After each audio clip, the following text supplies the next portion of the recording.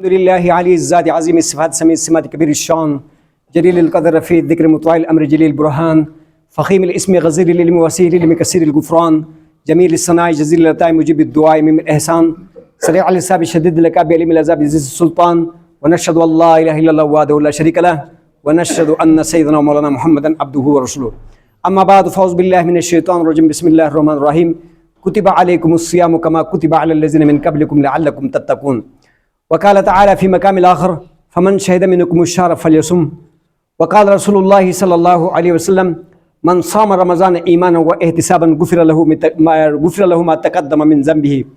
وقال تعالى في مقام الآخر كل نفس ذائقة الموت وقال تعالى في مقام الآخر منها خلقناكم وفيها نعيدكم ومنها نخرجكم تارة أخرى وقال رسول الله صلى الله عليه وسلم ألا أن الدنيا ملعونة ملعون ما فيها إلا ذكر الله وما وله عالم أو متعلم وقال رسول الله صلى الله عليه وسلم كن في الدنيا كأنك غريب أو عابر السبيل وقال رسول الله صلى الله عليه وسلم القبر روضة من رياض الجنة أو حفرة من حفر النار صدق الله مولانا العظيم وصدق رسوله النبي الكريم.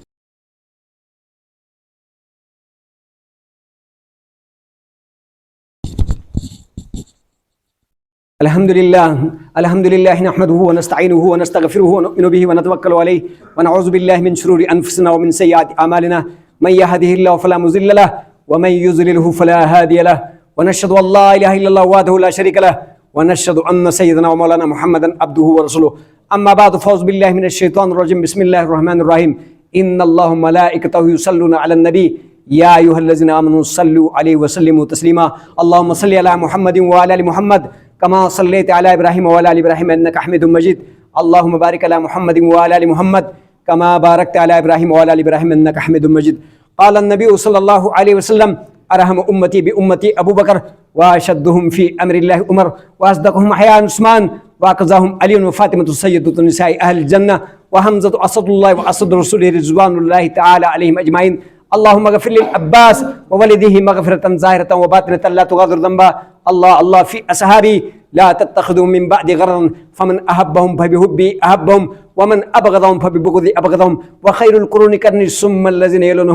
الذين يلونهم اللهم أعز الإسلام والمسلمين اللهم أعز الإسلام والمسلمين اللهم منصر من نصر دين محمد صلى الله عليه وسلم واجعلنا منهم اللهم مخذل من خذل دين محمد صلى الله عليه وسلم ولا تجعلنا منهم اللهم اغفر للمؤمنين والمؤمنات والمسلمين والمسلمات الأحياء منهم والأموات اللهم إنك عفو كريم